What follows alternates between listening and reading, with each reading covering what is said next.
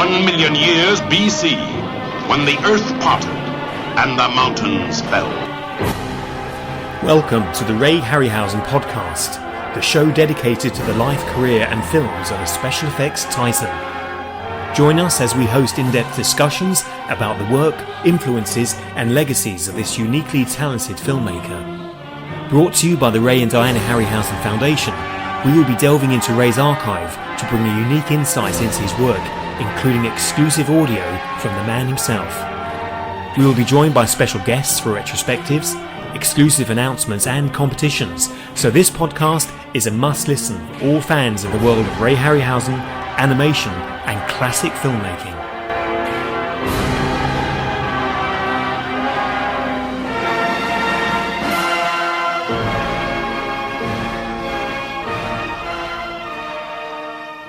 Hello and welcome to episode 5 of the Ray Harryhausen Podcast. My name is Connor Heaney and I'm the collections manager with the foundation, and I'm joined once more by trustee John Walsh. How are you, John? Hi Connor, I'm good thanks. How are you? Yes, I'm very well. I'm excited because today we are going to be discussing a very special anniversary. We're going to have a podcast dedicated to the 50th birthday of 1,000,000 years BC, released in 1966. What you're about to hear is a clip taken from the 2012 documentary Ray Harryhausen, Special Effects Titan, and this is Ray discussing some of the context and background behind his version of 1,000,000 years BC. 1,000,000 BC is another matter. I made that for Hammer Films, and they bought the rights to a remake of it, a 1940 film with Victor Mature and Carol Landis. I don't like retakes, basically, but I felt we could do better than the original, where they used lizards with fins glued on their back, and they had a Tyrannosaurus with a man in a rubber suit that looked so phony, they had to keep hiding it behind bushes. So all you saw was an eye or a finger or something. So I wanted to change that concept by using animation. Now, before we talk about our opinions and memories on this fantastic film, I'll recount a quick plot summary as found in the book An Animated Life by Ray Harryhausen. Tumac, played by John Richardson, a member of the aggressive rock people, is banished from the tribe and journeys across a harsh and uncompromising landscape, encountering a giant lizard, a spider and a brontosaurus, before reaching the sea and collapsing on a beach. Living nearby are the gentle shell people, who come and rescue him from being crushed by an archelon, following which the beautiful Luana, played by Raquel Welch, helps him to recover. One day an Allosaurus invades the shell people's camp, and it is Tumac who manages to kill the beast. Although the tribe are grateful, Tumac is banished again after he forcibly takes a spear. Accompanied by Luana, he makes his way back to his own tribe, but on the way they witness a terrible fight between a Triceratops and a Ceratosaurus, and they become separated. Eventually they are reunited, and once they reach the rock people, Tumac and Luana try to educate them about farming. One day Luana is carried off by a pterodon, and during a fight between two of the flying creatures, she is dropped into the sea. Although Tumac believes Luana has been killed, she manages to make her way back to her own people, and, after a nearby volcano erupts, wiping out most of them in a terrifying upheaval, the two tribes unite. I can't believe that this film's 50 years old. It's so iconic, and it's one of the first films that people mention when you speak about Ray Harryhausen. What's the first thing that pops into your head when you think of 1,000,000 years BC, John? I suppose it's the monster mashup, isn't it, of man and monsters. Scientists have said that, there weren't dinosaurs around when man was around, and there certainly weren't fur bikinis, but it's kind of classic Saturday night entertainment in the 70s and 80s for people who remember Saturday night at the movies on BBC One. This was the type of film that would appeal to everyone because the dads have got the scantily clad Raquel Welch, the boys have got all of the monster stuff happening, so it was kind of a family pleaser for a long time. But interestingly, for technical reasons, the film is seen less and less around. So there's some controversy about what's happened to the film since it's been made and the fate of the film as it currently stands. So hopefully in this next half hour we're going to be talking about that. And we got some very exclusive clips of Ray Harryhausen himself talking for an unreleased video audio commentary with one of the stars of the film, Martine Beswick. Yeah, it's fantastic, this commentary that's been recorded, because it's great to see Ray speaking about the film after so many years and just remembering all of the creatures that he animated during the films, all of the hardships that they had to endure during filming, but still on occasions being slightly coy when it comes to revealing his methods. He never liked to give away all the secrets, did he, John? No, he didn't, and on 1 million years BC, perhaps more than any other film, Ray was out of his comfort zone, because this film wasn't made with Charles Schneer, so it wasn't their usual producing partnership. He was hired in, a gun for hire, as they used to call it in those days. So they were making a dinosaur movie, they needed somebody to do the special effects, they wanted stop motion special effects, and the go-to guy at the time, of course, was Ray Harryhausen. So Ray left his producer partnership, he was allowed to come across, a deal was made, and he filmed on what was a pretty decent sized budget. It was £500,000, which was the largest budget that Hammer Films had ever allowed for a film. And of course it wasn't a horror film, it wasn't a Vincent Price Dracula epic. It was, as it seems, it was a cave girl movie. It went on to be the highest grossing Hammer film at the time, with a whopping $8 million, which by today's standards might not seem like much, but if you think about $500,000 returning $8 million, then that's a pretty impressive 16-fold increase. If you think of typical films that cost $200 or $300 million today, if they return a 4 or 5-fold increase, it's considered to be box office gold. So really at the time this was an outstanding box office success. But there are reasons why I think Ray might not be entirely happy to repeat the experience, and when the opportunity came along for When Dinosaurs Ruled the Earth, it was a lower budget. Ray decided it wasn't for him. If we look at some of the sequences in 1 million years BC, surprisingly we have a live action lizard. I think it's an iguana. Now the film had originally been made in 1940s in Hollywood in 1940, and it was mostly using creatures that existed in nature, and they were magnified and appeared on screen superimposed, and they looked okay. And some people thought Ray did it as an homage to those films. No, my understanding, and when Ray discussed the film with us, he told us that he thought by starting with a creature from the real world might actually get people more comfortable with the laser puppets, stop motion creatures. But unfortunately, under the very bright lights, the iguanas started to kind of fall asleep. So the sequences never quite worked out the way he wanted them to. But what did you think, Connor, of seeing a very sort of obvious superimposed lizard in one of those opening sequences? I know that Ray wasn't 100% happy with using the live creatures in the long run. It was a decision he came to regret in later years, but I think it actually works quite well. I think when you see the lizard on screen, and bearing in mind this is in 1966, there's a certain blurring of the animation and of reality. So later creatures, you may start to think, is that a real one? How did he achieve this effect? So it does work. I think it's made to work. I think perhaps filming with the live iguana was a more frustrating experience than he may have anticipated. Now, I was looking through the archive recently for photos from 1 million years BC, and I found a picture of this iguana lying on a table next to measuring tape, because they obviously had to check the size of it for scale.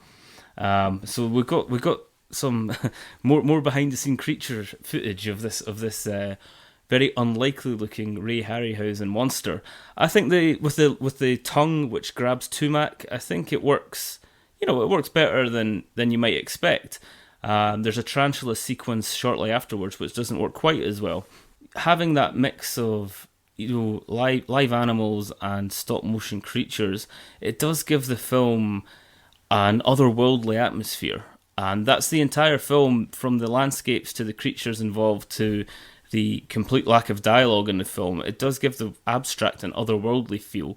So the giant iguana adds to that. For all of the disappointment that it may have caused Ray in later years and slight regret, I think it works well, and it is just a short sequence. Yeah, no, I think you're right. And during this podcast, we're going to cut to Ray and Martine Beswick discussing various sequences that Connor is talking about there. We used, they wanted to use live lizards to save animation. And of course, this was double printed. Yes, they would fall asleep under the hot lights. Yes, it's the way you photograph it. We photographed it very close up. It's interesting, though, even though Ray was a fish out of water on this production, Don Chaffee was in the director's chair, the director of Jason and the Argonauts, and Wilkie Cooper was the cinematographer. So there were people around. He wasn't completely isolated, but I think the issue for me, and I think for Ray as well, there was a pressure of time because the people at Hammer had never made a major special effects movie with stop motion animation. Charles Schneer knew all about it, had great success with Ray, so could create what's called a workflow that's allowed for some filming of the live action, then waiting a considerable time, maybe a year or more, before a release in cinemas. Hammer weren't as patient, and I don't think quite understood the workflow. So in the final scene of the film, and I'm jumping forward a bit here, but it's just as an example, there was going to be a brontosaurus attack on the cavemen, but that was abandoned in favour of the earthquake sequence that actually happens. So in a single sort of script editing stroke, they managed to remove maybe several months worth of animation and thus get them back on course in terms of their release schedule. So I think that was frustrating for Ray. You can see in some of the sequences they're not as nuanced perhaps and as complex as other Harryhausen films that bookend this particular film. So I think it was great that Ray did it. It's not an experience he wanted to repeat, or indeed did repeat, for When Dinosaurs Ruled the Earth came along. But I think there's some great sequences in here. You know, they're iconic. You know, from the bat wings he put on his pteranodons, to all of the scenes with the giant turtle. It's not called a giant turtle, it's an archelon, isn't it? You've had some fun looking up some of these creatures, haven't you, Connor? The Brontosaurus itself, it's almost like a teaser. It's a sneak peek. The Brontosaurus is only on screen for a few seconds, but that's the first stop-motion creature in the film. And it does make you hungry for more. You do kind of wish that scene at the end still existed. But we have the storyboards for it. We have the storyboards for the original scene where the Brontosaurus was going to poke his head into the cave and terrorise the cave people as they're trying to escape from the earthquake. I'll definitely post those up with the show notes here. But the other creatures, I really like the archelon, the giant turtle. And what I like, maybe it's unusual for a Ray Harryhausen film, I like how a lot of the creatures in the film are ambivalent towards the human characters. You know, the Brontosaurus is just marching through, minding his own business. The archelon is just trying to get back into the sea and is inadvertently going to crush Tumac, who's been knocked out. And I think that's great. You know, these aren't malicious creatures, many of them. They don't care about the humans, and the humans are basically fighting for survival and fighting for scraps amongst these giant beasts. And I think this adds to the otherworldly atmosphere.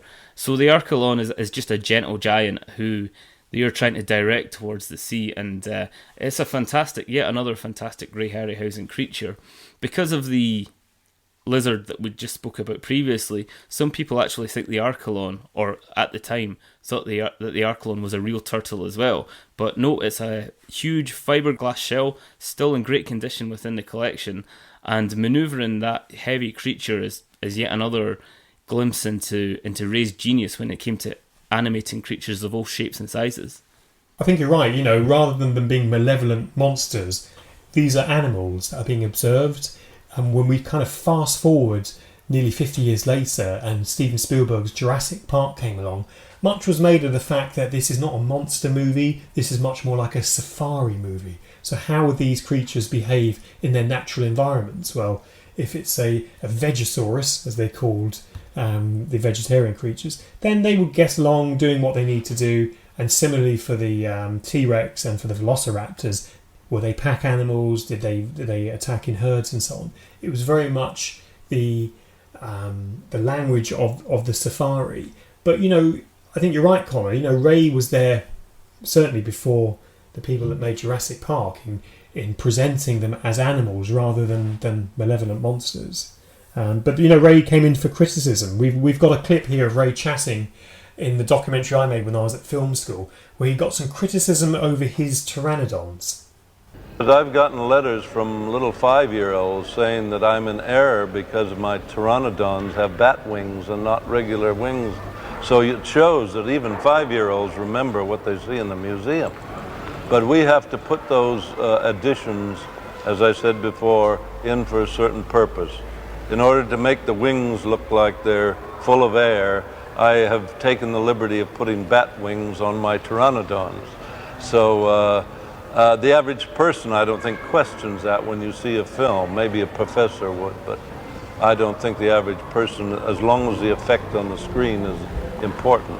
But the basic overall pattern, we try to get as accurate as possible.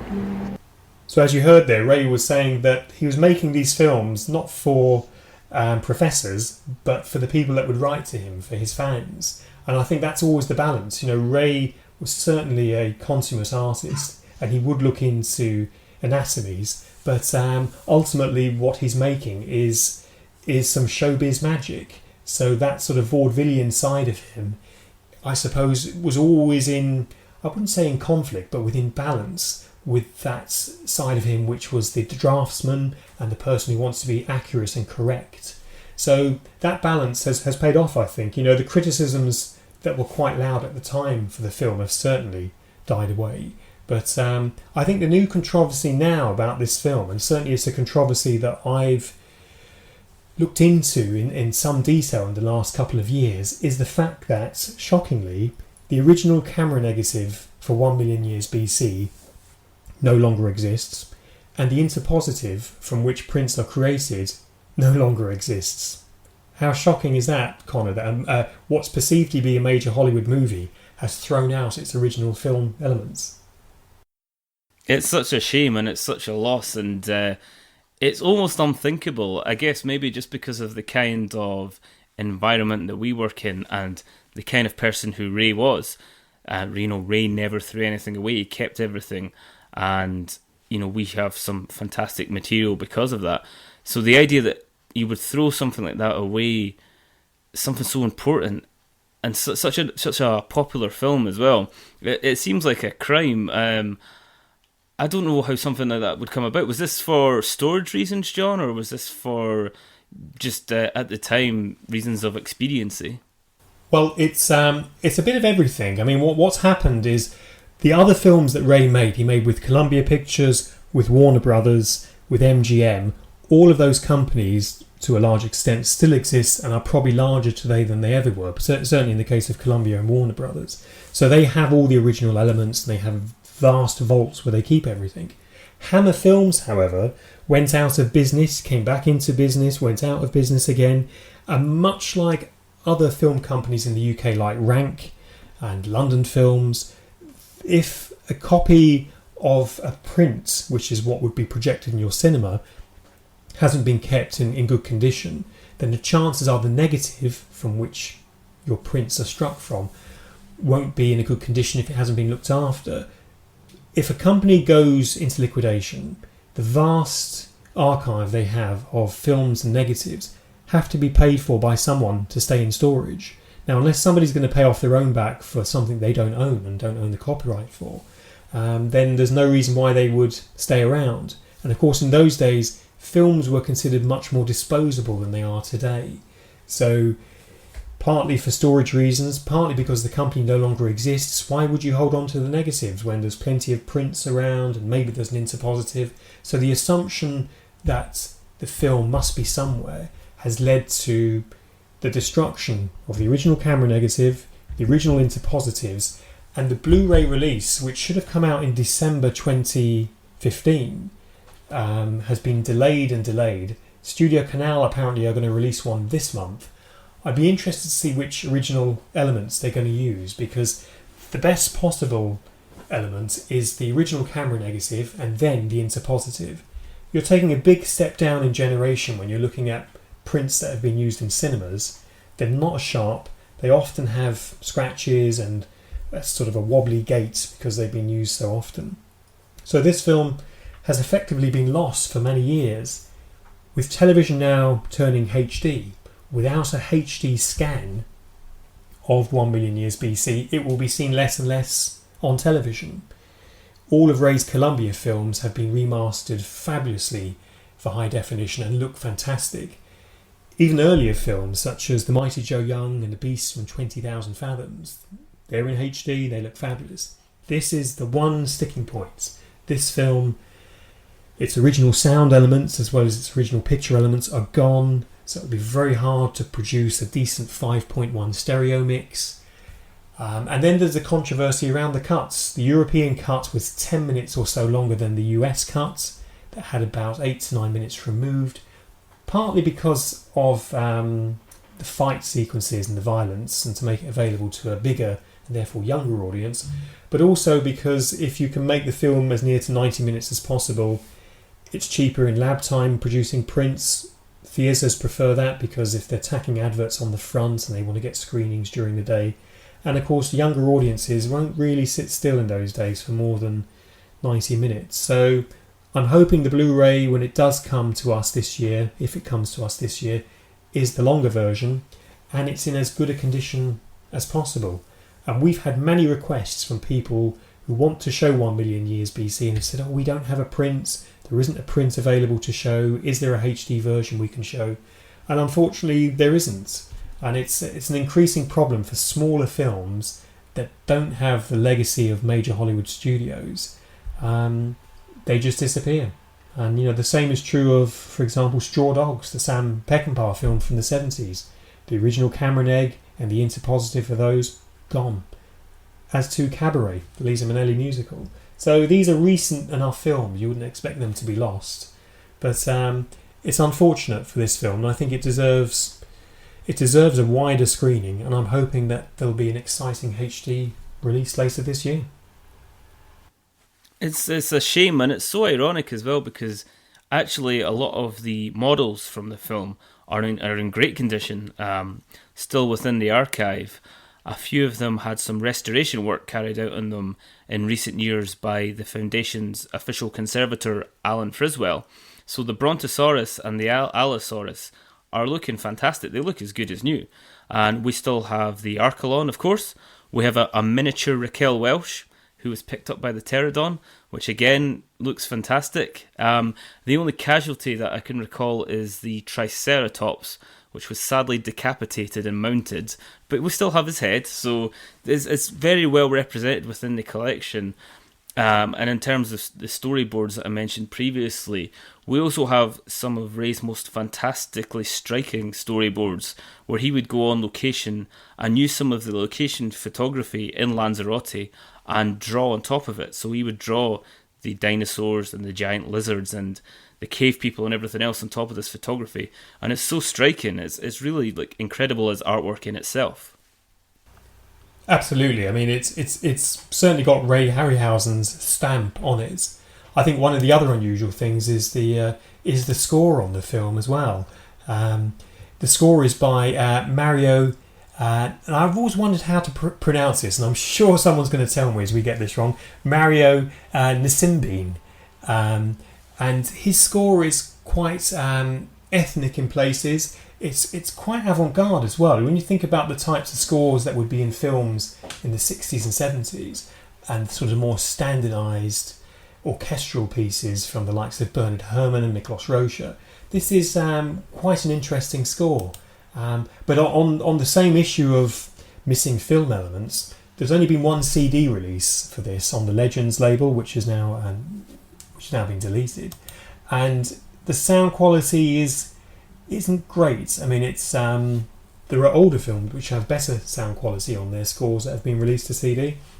So it really is across the board. This film's been sort of let down in terms of its storage and archive, but it's a wonderful score. It's quite evocative. You will have heard some of it here on the opening of this episode.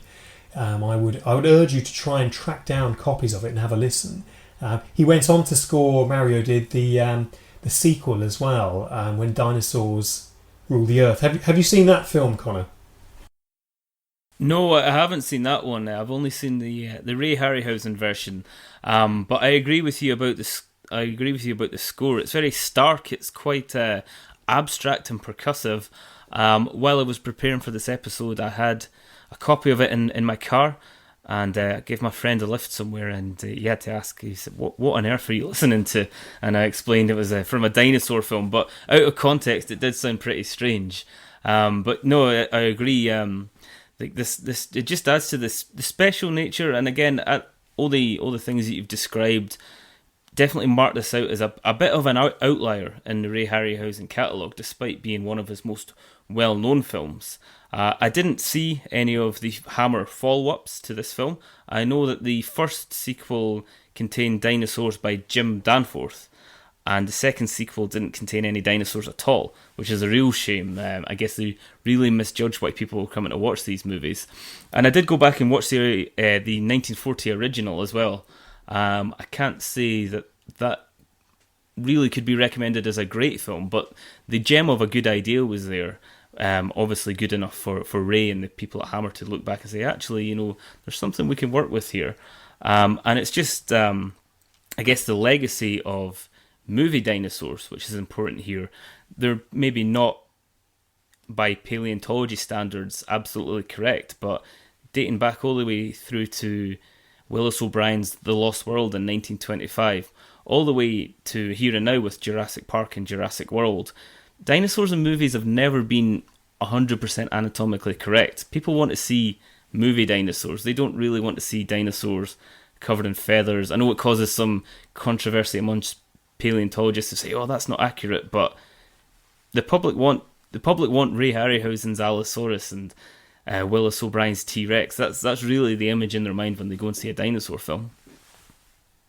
Absolutely. When we think about dinosaur films, and certainly when there's documentaries on, and when Jurassic Park came out, it harked back to these sequences. And in fact, there's a sequence in the original Jurassic Park where the T-Rex is suddenly appears in this field and bites this tiny little dinosaur, and it's reminiscent, it's an homage to the sequence in the Valley of Guanji when Guanji himself grabs this little like Gallimimus as it's running through. So it's a direct homage, and I think to the credit of Steven Spielberg and today's filmmakers, they do recognise the influence that Ray had, because of course he was working very much in a vacuum. There was nobody else you could compare what he was doing to and with.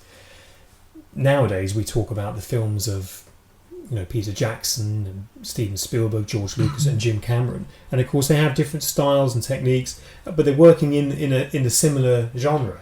Whereas when Ray was making his films, despite the fact there was a sequel to 1 Million Years BC, Dave Allen and Jim Danforth, who were excellent animators, never managed to reach the dizzy heights of Ray's career. And not for want of talent, these were very talented people for sure, but I think Ray had an eye not just to technique but to what audiences wanted, and could see beyond just the special effects sequence. He could see how you could round out an entertainment. Introducing the fabulous Raquel Welch, the sensational star discovery of this or any other year in 1 million years BC. See her as Loana the Fair One, who deserted her tribe and risked her life to follow Tumac of the Rock People. And of course, the iconic poster. That poster in itself adorned many a bedroom wall for teenage boys in the sort of 60s and 70s and 80s, and of course is famously in the Shawshank Redemption as well, Connor. Yeah, it used to hide the tunnel, the escape tunnel in the Shawshank Redemption. So a very, very iconic poster of Raquel Welch, and her role. She's fantastic in this film. So striking and obviously very, very good looking. I know that her fur bikini probably caused a bit of an uproar in the 1960s, but I think her performance is really good in this film. I know that in later years she perhaps distanced herself a little, but it's something I can understand or empathise with, in that you see it happening quite a lot when, for example, a rock band that think they're cool suddenly have this huge hit single. They often try and distance themselves from it, or if a comedian sees himself as edgy and then has a hit sitcom, you can see them trying to distance themselves. perhaps Raquel Welch was concerned about being typecast in these kind of fantasy stroke sci-fi films, and she was quite young at the time, maybe made efforts to distance herself from that to ensure that her career in Hollywood was taken more seriously. In later years, she seems to have reconciled with the fact that it was the film that launched her career, and to her credit, she never had a bad word to say about Ray Harryhausen or the special effects at all. She's always acknowledged that they were fantastic and that Ray was a genius, and Ray himself didn't have a bad word to say about Raquel. He found her very pleasant to work with and very dedicated towards her acting craft. Although Ray told me a bit of a naughty story about Miss Welch, which I will share now with our podcast listeners. He said that the film, of course, is shot not in order, not in story order, so the continuity on different days is always different. So only when you edit it together, you put it in the story order. So he said to me that Miss Welch would complain about the fur bikini, and I thought because perhaps it was too small. "Oh no," Ray would say to me in his booming voice. No, she would take a pair of small scissors and cut away the fur bikini. So in some sequences in the film, it's like she's put it in a high temperature wash. It's shrunk. So she was trying to make it smaller and smaller. So in later years, when she talks about the film kind of objectified her in the female form, she actually, in a sense, accelerated that by actually trying to give herself a smaller bikini, fur bikini.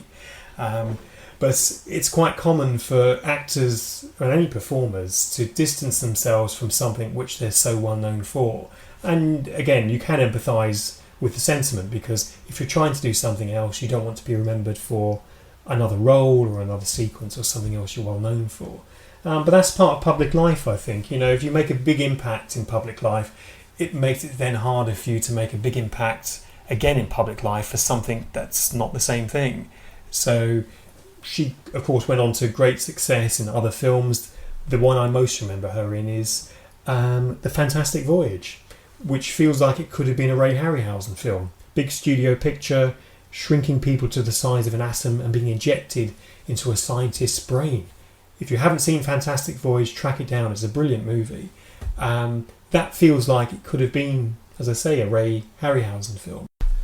Well, we've got a clip here taken from the commentary, and this is Martine Beswick discussing the famous cave girl fight which took place between herself and Raquel Welch. Have a listen to this. Nupondi, the wild one, whom no man could resist. I'd already done From Russia with Love. And so I was now termed Battling Beswick. Is at it again. Look like you headline. really mean it. Well, it's interesting because what happened was that they brought these doubles onto the set, and we're sitting on our chairs, and we're not happy about it. And we're sitting there, and they bring these doubles on, and they don't look anything like us. In fact, they're quite heavy, fat people. And the two of us just looked at each other and went, "Oh, no." And we said, we can do it. We did, because the thing is that both of us dance. Both of us are dancers. Yes. And so we just knew that we could do it. And this is when we absolutely, totally agreed and went for it. Many of the actors that have appeared in Ray's films have gone on to some success, others haven't. But I don't think it's anything but a plus to have on your CV that you've appeared in a Ray Harryhausen film. And of course, Martine Beswick, who we've heard throughout this episode, she was very successful as a Bond girl as well, wasn't she, Connor? Yes, she was, and she falls into the other category of actors and actresses that appeared in Ray's films, in that she really embraced her role in 1 Million Years BC in later years, and she obviously recorded the commentary with yourself and Ray back in 2012, and her I think her role in this is fantastic as well. She plays the Nupondi, the wild cave girl, who is the brunette, the opposite of Raquel Welch's character, and I quite like the rivalry in this film. There's obviously the cave girl fight, which I think might have been one of the scenes that was edited out of the American version, because perhaps it's a little too risque. It's either that or Martine's dance in the film, where she does her kind of tribal dance for all of the elders of the rock tribe. But I really like the scene where where Luana, Raquel Welch's character, is picked up by the pterodon and is flown off into the distance, and all the cavemen go chasing after her. Martine Beswick's character has such a funny look on her face when it happens, a satisfied smirk that her rival is going to be eaten by some pterodactyls. I think it brings a lot of character to the film, and I say it's great that she still wants to be involved with commemorative events related to the film all these years later. So she's fantastic in it as well. She is. She's a really special lady. She's famously a Bond girl as well. So when she goes to conventions, she has, as it were, double amount of fans, which she's quite entitled to. When we look at kind of the pantheon of Ray's collection of films, to give our viewers a bit of a context, the two films Ray made before 1 Million Years BC were Jason the Argonaut in 1963 and then First Men in the Moon in 1964. So 1 Million Years was quite a gear change to go back to the prehistoric world, but then Ray's very next film, 1969, was the unmade and unrealised Willis O'Brien project, The Valley of Gwangi. So going straight back to the dinosaurs, and that was with Charles Schneer. It was with Warner Brothers and Seven Arts. And interestingly, Seven Arts were one of the distributors for 1 Million Years BC when it was when it had its American release. So I wonder if there was some kind of interesting deal that was done there, because in a sense, Valley of Gwangi is Ray's sequel to 1 Million Years BC, and that he was his next picture, and it had dinosaurs in it and a pretty lady in a cowgirl outfit. Yeah, well, Gwangi I think is a really interesting one because it was one of Willis O'Brien's unrealised projects, and obviously O'Brien was Ray's mentor, and it obviously meant quite a lot to Ray to be able to carry out his predecessor's wishes and unrealised dreams. And I guess the producers must have thought they'd struck gold with 1 Million Years BC, because Gwangi's fantastic, and Ray commented on this. He mentions that people often associate him with dinosaur films, but really his dinosaur period was the mid to late 60s. He did those two films, and aside from the earlier 50s Monsters on the Rampage films, that was it in terms of big dinosaur related releases. But they obviously had such an impact, they sunk into people's brains, that often when you mention Ray's name, people go, oh, of course, dinosaurs, 1 Million Years BC, Gwangi. And Gwangi I think is probably the biggest fan favourite. It's the one I hear fans speaking about the most. It's just such a beloved film. People have so many happy memories of that one. Now, in terms of the casting, just going back on Raquel Welch, I don't know, because I've not discussed this with Ray, so I don't know how true this is, but according to Wikipedia, so it must be true, originally Hammer offered the role of Leona to Ursula Andress, the Bond girl from Dr. No, but when Miss Andress passed on the project due to commitments and salary demands, a search for a replacement resulted in the selection of Raquel Welch. So, of course, Ray got to work with Ursula Andress on Clash of the Titans. But interesting, if that's true, it's on Wikipedia, so I'm hoping it is true. And that's an interesting casting decision. I think I've seen that too in one of the books as well. I think I've read that story as well, and that would have been, I suppose, Ursula Andress was at the height of her powers in the mid 60s after Dr. No had come out. Another icon in a bikini from that era that people remember so strongly. But it's nice, all these ties that Ray's films have with other films of that era and people that went on to appear in other iconic roles. Of course, Caroline Munro, who was in The Golden Voyage of Sinbad, appeared in The Spy Who Loved Me as Naomi, who was like the bad Bond girl in that film. And there's all these links interwoven in and out, and it's nice that Ursula Andress was eventually able to appear in Clash of the Titans as Aphrodite, and what an appropriate role for her. Yes, no, exactly.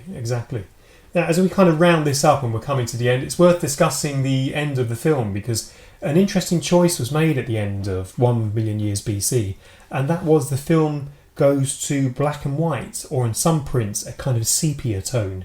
Now, there's some debate as to whether that was filmed in colour and they decided to go with a black and white sequence when they were processing and printing, because of course you can film in colour and print in black and white. You can't do it the other way round. You can't film in black and white and print in colour. What did you think of that end sequence, Connor? Because that's quite a bold move. People are paying to see a colour film. Remember, most people have black and white tellies at home. They're not paying for a black and white film. This is advertised as a colour feature film. And then it drops out. I guess I hadn't thought of it like that because I don't remember black and white TV. I'm sorry. I guess it never occurred to me that people would be going to the cinema specifically to see colour films. I think it was an interesting move, and it's one of several moves in this film that I think are quite clever and quite bold artistically. As we've discussed, the soundtrack and the bleak landscape and the fact that there's basically no dialogue in the film at all. To finish with this kind of bleak ending, sepia tones / black and white, I think it works quite well in my opinion. I know not everybody agrees. Having listened to your commentary, I don't think Ray was quite as keen on it as I am, but I think it works quite well. I think it adds to this unusual atmosphere in the film in the final frames as the earthquake is taking place. I suppose it doesn't end on a very hopeful feeling. You get the feeling that these cave people are going to face an even bleaker world now that their home has been destroyed and that there's volcanic ash in the air. But an unusual move. I wonder if it was for artistic reasons or whether it was maybe slightly more misguided. What's your opinion on it, John? Well, I think because the end was rearranged because of this whole timeline thing we talked about, you've discovered all of these wonderful storyboards for the final sequence, the final fights, and they decided, no, we'll just have just an earthquake. It's a spectacular earthquake. But I quite like it. I like the idea that setting it in black and white almost sets the film in a historical context. So for cinema goers at the time, Technicolor and seeing films in colour, always at the cinema, was still a relatively new experience. You know, when I speak to older people that went to the cinema, they'd say, oh, I check to see if it's colour first. I'm not paying all that money. I've got a black and white television at home. So it would make a difference. People would want to know if your favourite film star was in it and if it was in colour. Much in the same way children might ask if it's in 3D when they're going to see Angry Birds or something. So for that reason, I think it was very brave. I think it really works. And what it's reminiscent of, for me, in 1968, Stanley Kubrick released 2001: A Space Odyssey.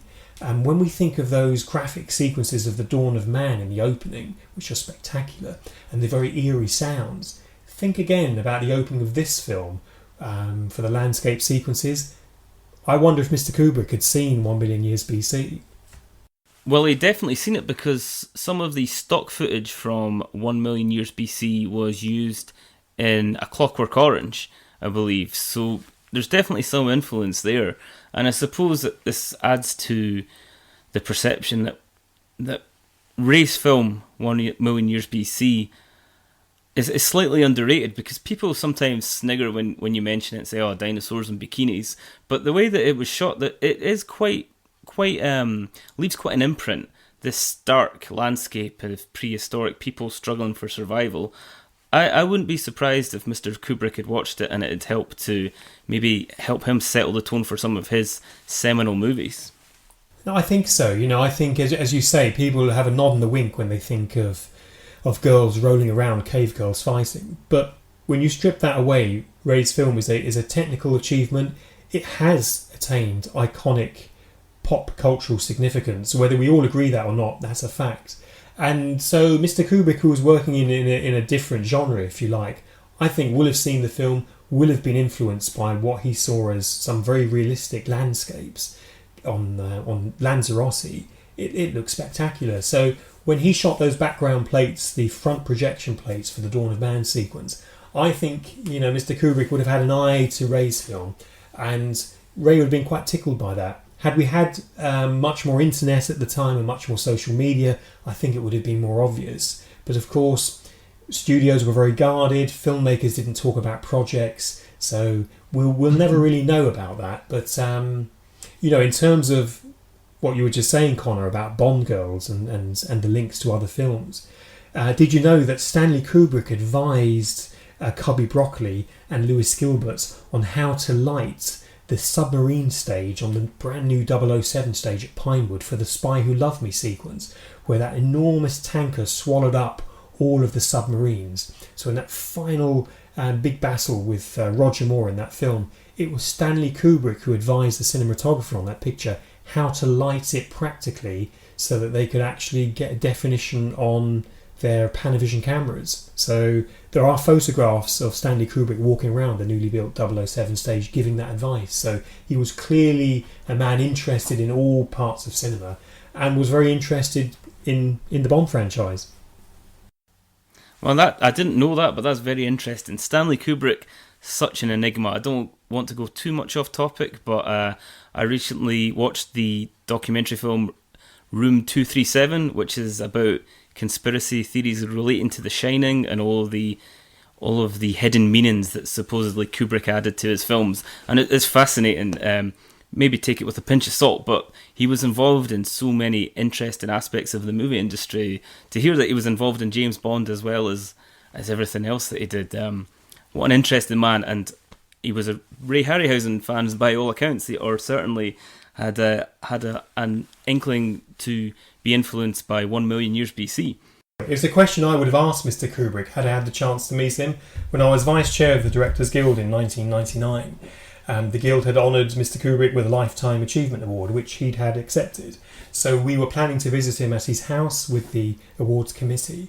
And this was shortly after the release of Wise Eyed Shut. And 2 weeks before we were due to pop down to the house to meet him and his lovely wife, he sadly passed away.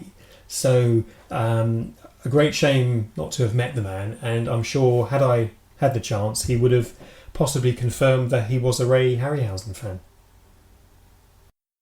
Well, one man who definitely is a Ray Harryhausen fan celebrates his 70th birthday this year. It's Steven Spielberg, so there'll be some celebrations relating to him reaching that landmark age.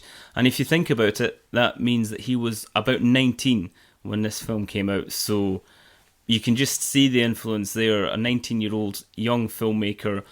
Obviously, Steven Spielberg was from a very young age dedicated to his craft. You can just imagine him in 1966 watching this film and just making notes, because obviously years later he made the most successful dinosaur franchise of all time in Jurassic Park. He did indeed. I mean, it's fabulous and it's iconic in its own right. So what have we got coming up for our next episode? Have we got any plans in place? Yes, we are going to release a very special episode coming up. As everybody will know, June the 29th represents Ray's birthday. Ray would have been 96 years old this year. So to mark that occasion, we're going to record a very special interview with Ray's daughter, Vanessa, who is also a trustee with the foundation. Now, Vanessa has probably the most unique insight into Ray's life and work of anybody else in the world. She really just has so many memories and stories. Every time that I speak to Vanessa, she has an interesting story about her father. She's very proud of his work and very passionate about promoting his legacy. We're looking for fan questions. I know people are very interested in what Vanessa has to say for the reasons I've just mentioned. So if anybody has any questions for Vanessa Harryhausen, please contact us either through Twitter or Facebook or through the foundation website. And we'll be sure to field your questions to her, because this is going to be a must-listen episode. It's going to be fascinating. She's a very interesting lady and has just the most incredible tales about her parents and I suppose the unique upbringing that she had, living with all of the creatures which she described as her brothers and sisters. Absolutely, yes. And we recorded a couple of years ago a very special commentary with her father for The Valley of Gwangi, because Vanessa was on set at the time. So I think we've come to the end of our very special anniversary edition of 1 million years BC. And I think, Connor, we should give the last word to the great man himself, to Ray Harryhausen. And so until I see you all again for the next episode, thanks very much. Thanks for listening. Goodbye.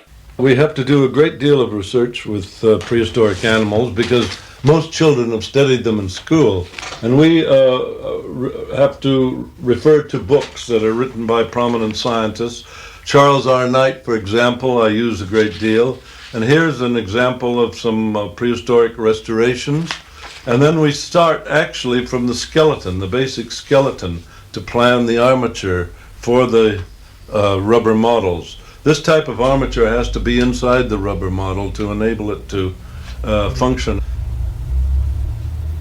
And then we go to the museums and actually see the skeletons and try to develop our animals in a way that they're well known from the museum point of view.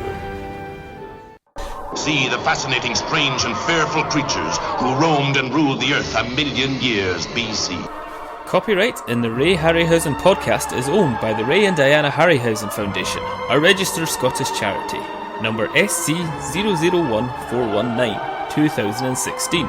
Not since time began has the primitive scene been captured for the screen with such imaginative realism. This recording may not be reproduced in whole or in part without written permission from the Foundation. You will share the unending thrills and excitement of a world of primitive wonders, of primeval terror and savagery. You will indeed live in another world.